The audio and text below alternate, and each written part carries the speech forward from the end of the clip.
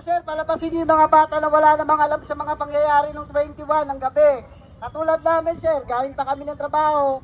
Umuwi ako ng 6:30 ng gabi. Inutusan ko magsaing yung anak ko ng kanin, 7.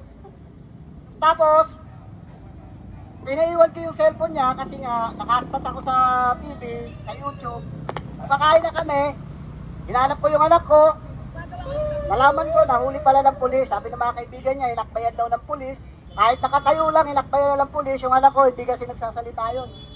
Matatakutin yun. Sana sir, palabasin nyo na yung mga bata na wala namang alam. May kita nyo naman yun yung mga kasali sa nanggulo. Marumi yung mga paa. May gasgas. Yung anak ko, malinis yun. Yun lang po, sana makalabas. Kung hindi nyo kami papasukin para makita yung mga anak namin, sana pakawalan nyo na. Kasi kawawa rin yung mga anak namin eh. Yung mga nanay, nag-aalala, umiiyak. Hindi alam kung ano nangyayari sa mga bata. Tulad namin, magulang. Nag-aalala rin kami, syempre. Hindi kami makatulog ng maayos. Yun lang. Pangalan na anak mo? Stephen James Guwalani. Sana maayos ka. Yun lang.